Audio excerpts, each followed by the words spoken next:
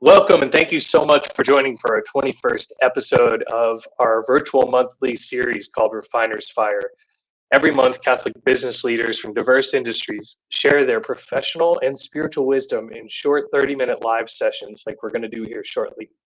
In spite of the short length of these segments, we really do hope the tips and insights that you'll hear will be powerful for all of us as we strive to work and witness for Christ. The name of our micro interview series, Refiner's Fire, actually comes from scripture, from the book of Malachi, chapter 3, verse 2, where we learn that God is, quote, like a refiner's fire, who seeks to purify us and make us the best that we can be. And that's the whole point of this series. Through the inspiration and wisdom of these exceptional Catholic leaders, we're challenged to improve in small or large ways in our professional and spiritual lives. So let's be open to this journey of refinement so that in everything we do, we can do it aiming for that higher standard of excellence that ultimately gives glory to God. Our topic this month is getting traction from distraction. We'll discuss how to manage distractions inside and outside of the workplace, and also how to find opportunity for shaping yourself and practicing virtues in the midst of that.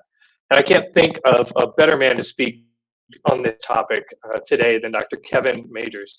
Kevin is a cognitive behavioral psychiatrist and co-founder at OptimalWork. OptimalWork is a set of online tools and courses that teach people how to bring their highest ideals into their work and their life. So Kevin, thank you so much for joining us today. We're glad to have you. Great to be here, Peter. Thanks so much for having me. So just a reminder to our audience, we're going to get started with some Q&A between Kevin and I. Be thinking about your questions. You can be typing those online on either YouTube or Facebook, whichever platform you're on, in the comments section. And then we'll get to those a little later in our show here. So Kevin, let's lay the foundation here. Maybe you could share a little bit about your work in cognitive behavioral therapy, maybe make some distinctions alongside other types of therapy, and then we'll start to draw in how that really ties to managing distractions in our lives. Yeah, Peter. So my specialty had always been focusing on anxiety disorders. So I love helping people break free of anxiety. And in doing that, I was just employing all the best approaches that cognitive behavioral therapy has to offer.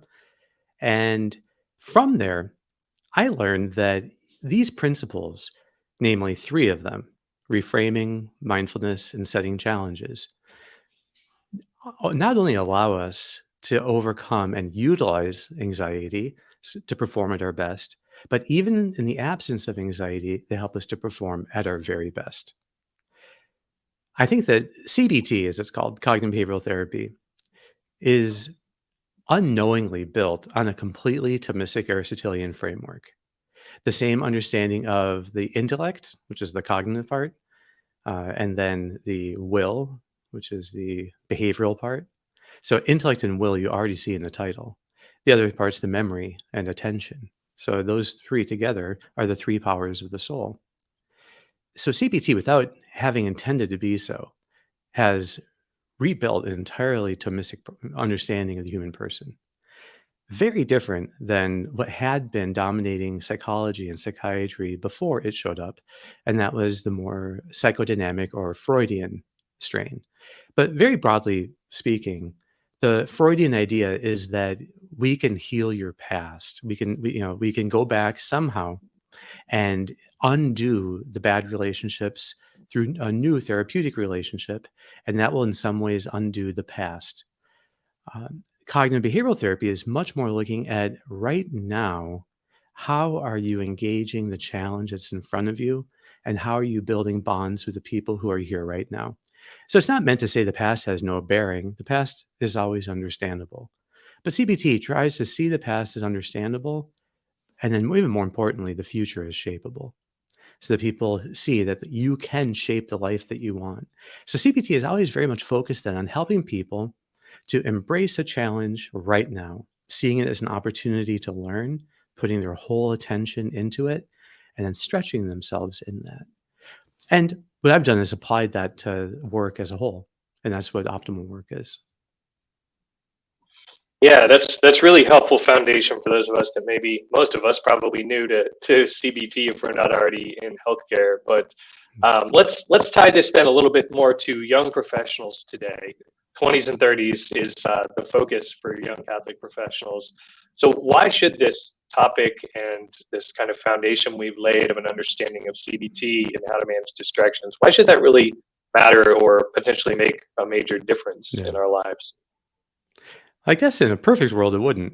So it wouldn't have a need for things like this. But there are three main disorders that affect the millennial and younger generations more than any previous generation. And broadly speaking, it's anxiety disorders, attention deficit disorder, and addictions. Those three things are, in some ways, the areas where people are most likely to put labels on themselves and to think this is just the way I am. I'm always going to be anxious. I'm never going to be able to be confident in work situations or in speaking, or that I am just distracted. I have ADHD. There's nothing I can do about it except maybe take meds, or that I have an addictive personality. So there are always these ways in which people label themselves. And then they think that that's somehow the life that they're stuck with.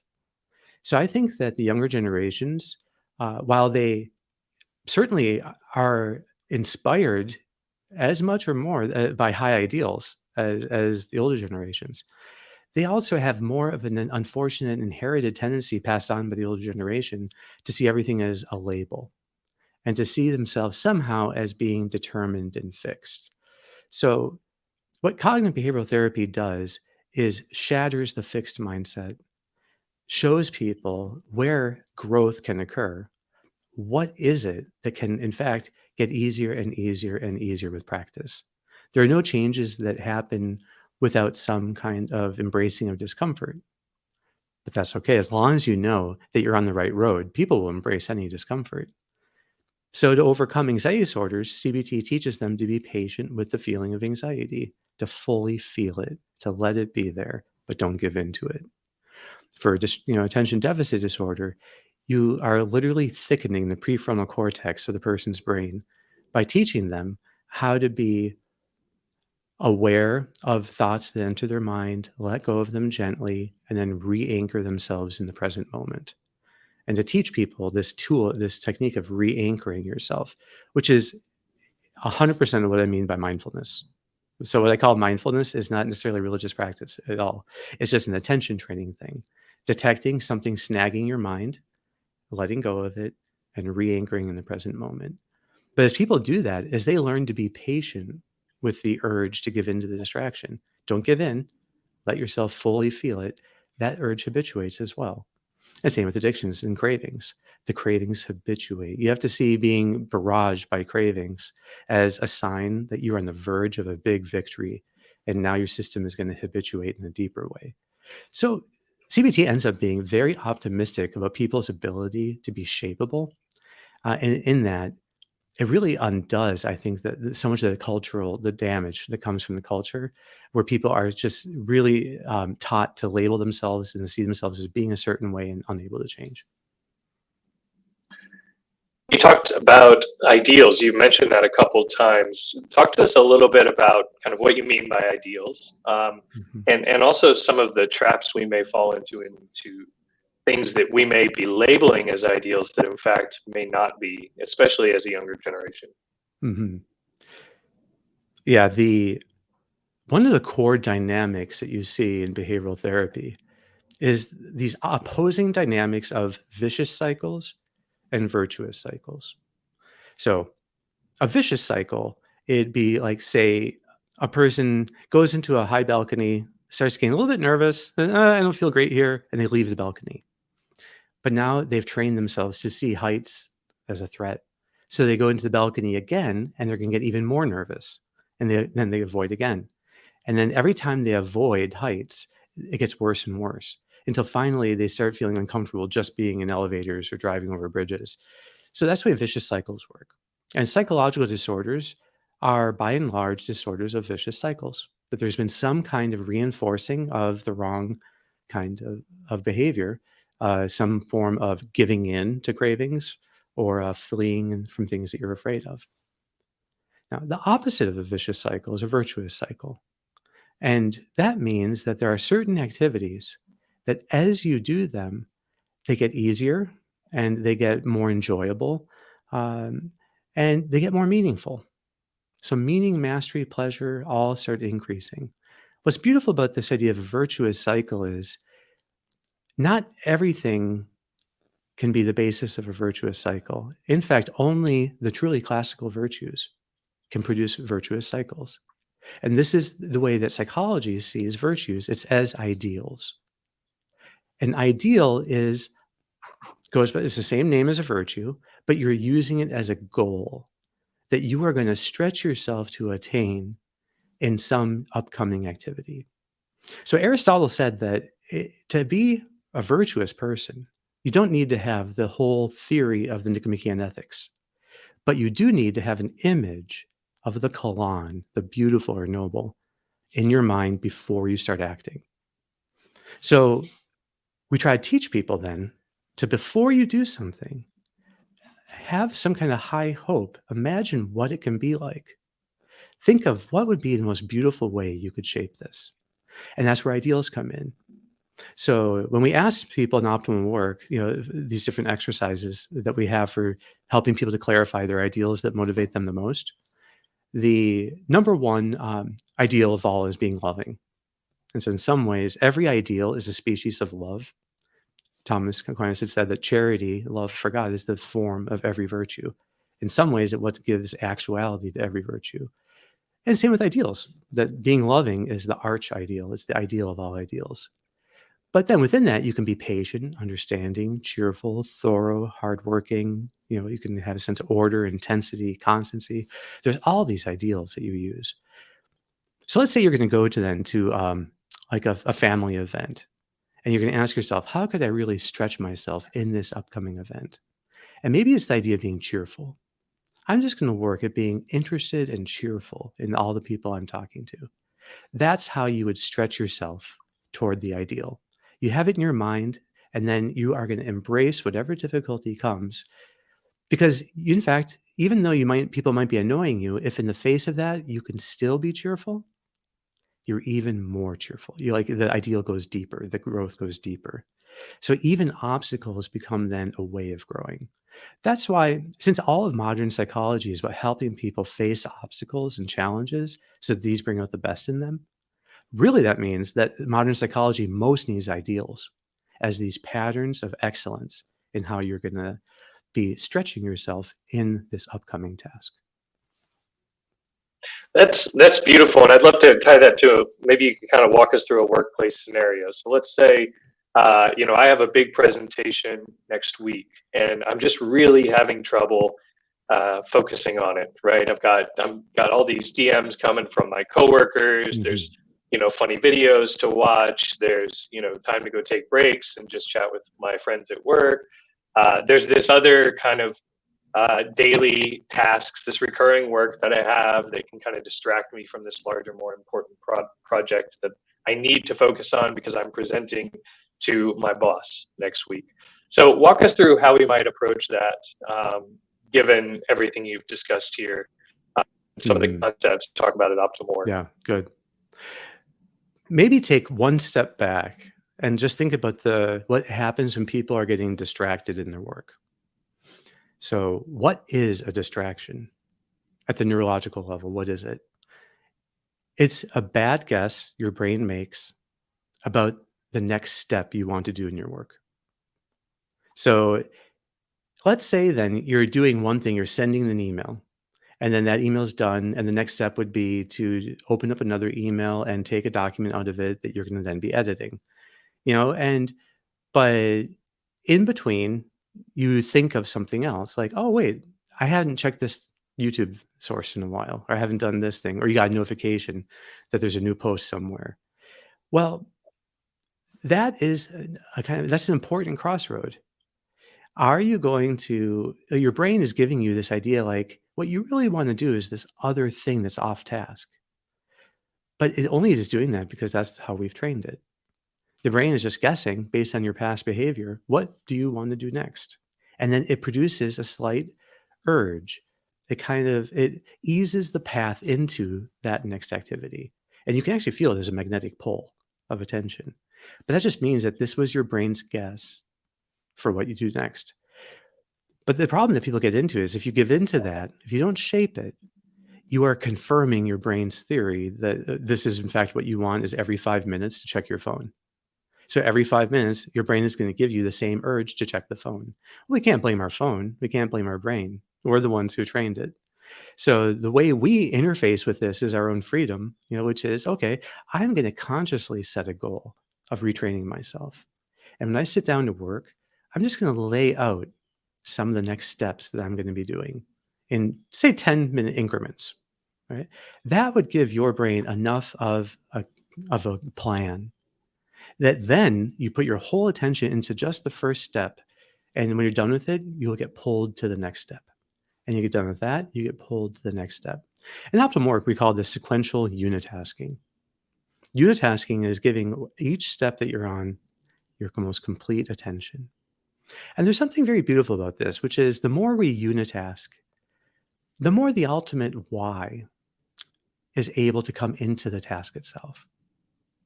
Whether or not people can multitask is an open question, whether that's actually a thing or it's just quickly, flitting between things. But what I know is for certain is you cannot multitask with a higher purpose and intention held in your mind.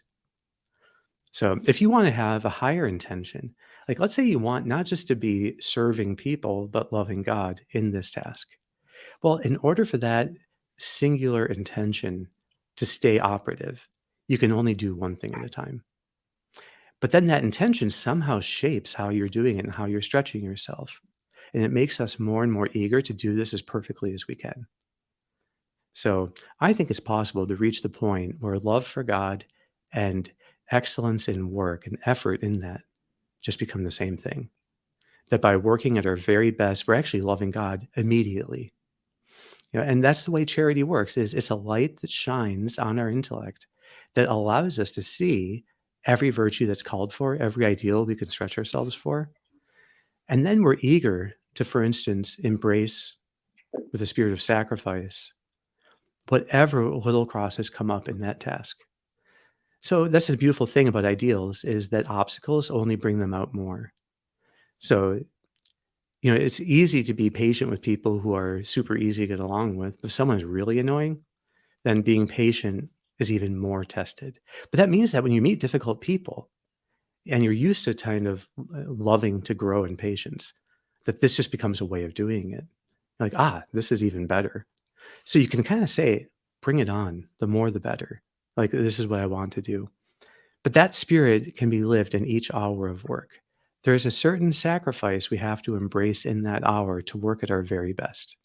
It could be the sacrifice of being patient with a distracting urge. Suffer it. Don't give into it. Let yourself feel the slight discomfort of it and then keep going. That would be a wonderful way of embracing that difficulty. So we end up stretching ourselves in 1,000 ways to do our work with more order, more intensity, more constancy. And that's how we love God in that task. So I think that work is, in fact, how we love God, period. That somehow love has to be worked. It has to be made concrete and real, which is what work does. And so we work relationships. We work, prayer in that sense. There's a kind of work that is fit for prayer, and then work itself. All of these things they allow us to stretch ourselves in concrete ways to shape us according to our highest ideals. Yeah, you've so beautifully articulated what we would say in YCP language, working in witness for Christ, that kind of guides everything we do in this apostolate, turning that work into a prayer. And it's beautiful how you've tied how we can harness our brains, which God has given us, and the intellect that God has given us, to then help us pray more fully and be connected to Him more fully in the work that we do. So I'm sure everyone that's listening is like, yes. I want to put this into practice because it's so beautiful what you're describing. The ultimate height of human functioning is found in contemplation. So contemplation, at the level of attitude, involves the total desire for God. so that there is the sense of the desire for God being 10 out of 10. So, and in our attention, it means absolute silence, so that there is desire and the desire passes through silence. And I think that the desire is like the light of faith on the intellect. The silence is in our attention, and the silence is like a magnifying glass. And what comes out on the other side then is a fire of love. So I think desire, silence, love is actually the very height of all the principles in optimal work. So we talk about reframing, mindfulness, challenge, but really when it comes to prayer, it's desire, silence, love. So, and that spirit of contemplating, which we do in times of mental prayer, then is lived in exactly the same way in times of work. So we desire the cross in this task. We desire to find God, even in the difficulties and especially through them in this task. And then where our mind can be silent in his presence and actually feel his presence, and then we embrace with love everything, every step of the way. This is wonderful. I wish we could just keep going on all day here. We are, just a reminder for our audience, we're about to take some questions. We've talked about a lot of different things here, Kevin. So maybe in our 30 seconds before we turn to questions from our audience, could you give us the first practical step that we can take, just as a reminder? Where do we start? Yeah. I like to teach people how to do what I call a golden hour. And that is 1 hour of work per day. It doesn't have to be desk work. It could be, it could be homemaker. But there's 1 hour a day that you deliberately shape in advance. And the reframe is you dream for a moment. How beautiful can I make this? What's the ideal that I would use? And then what would I seek to accomplish? How would I, what would be the best way I can grow and serve others in some way through this 1 hour of work? And then, so that's reframing. And then mindfulness is you settle your attention. You try to find any way of clearing your mind.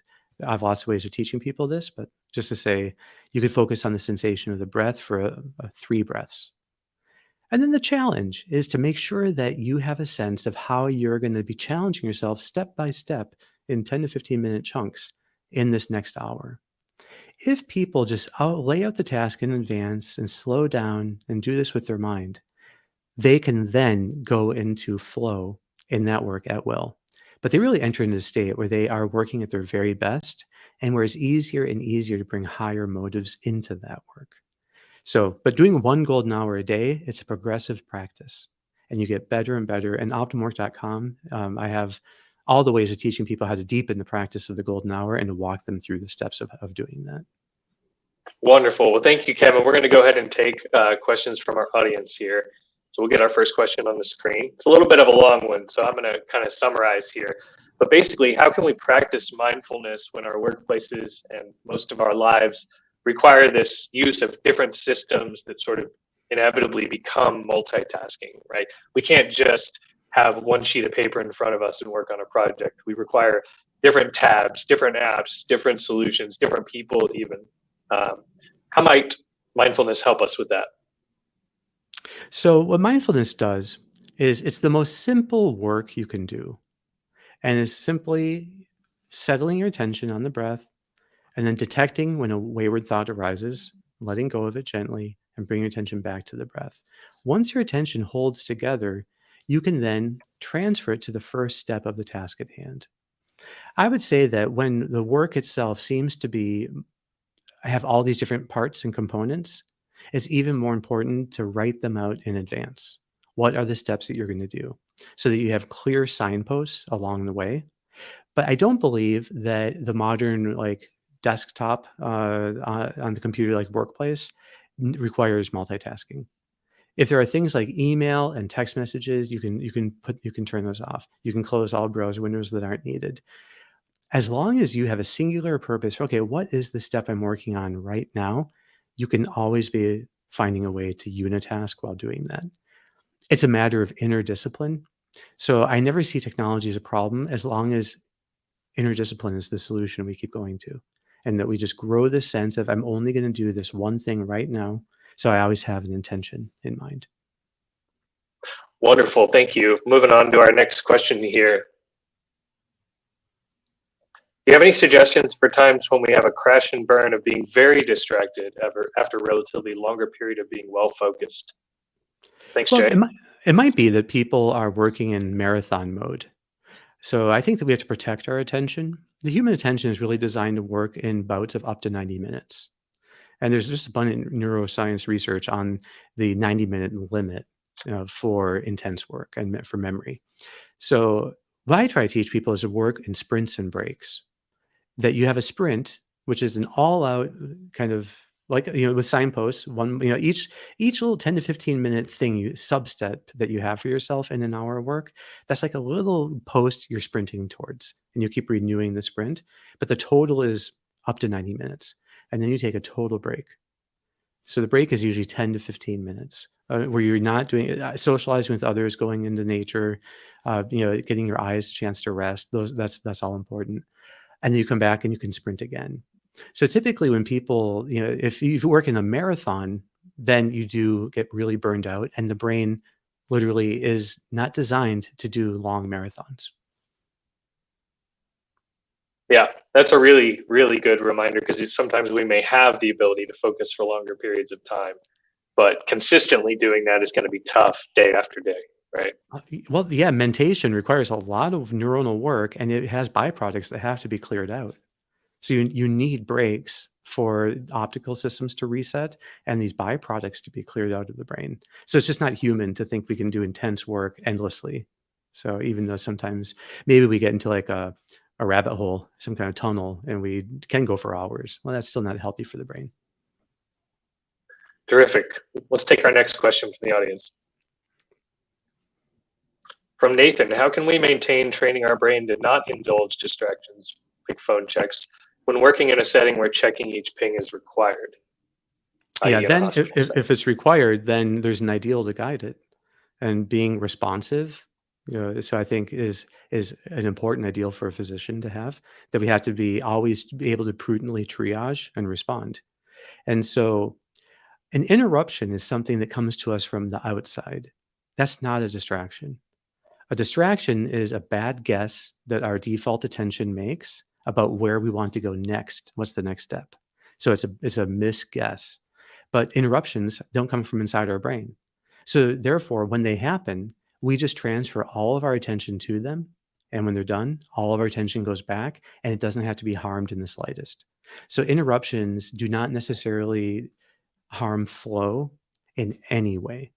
But giving into a distraction or trying to multitask destroys flow. But wow, clearly, that's emergency room a physician. That's a whole nother conversation. Yeah. Gosh, that's such an important distinction you just made there. Yeah. Good. Well, we're going to take one more question from our audience as we wrap up our time here together. From Ryan: can sequential unitasking be used to string together several different types of tasks throughout the day and allow us to adequately focus on each thing? Absolutely, but you do need breaks. But the more, in fact, you're working for higher ideals, say that you're really working to love God through every activity of the day, through every activity of the hour. More and more, it feels like you're doing only one thing all day long. And it's the process of doing it for love and with sacrifice that keeps us going. But the content of the task, what you're actually doing, doesn't really matter after a while. You do your best in it, you try to do it well, but it's not that you're setting kind of challenges for yourself so much in the content, it's more in the process. It's more these quality challenges that you set hour by hour. Well, this has been such a wonderful conversation, Kevin. Thank you so much for joining us. And I hope that everyone who's listening today can go check out your podcast, The Golden Hour, and OptimalWork.com. I know I've personally benefited a lot from learning to work smarter and also kind of integrate my faith, my prayer, and my work through the work that you all are doing at OptimalWork. So thank you again. I'm happy to hear that. I'm happy that Peter. Thanks so much for having me.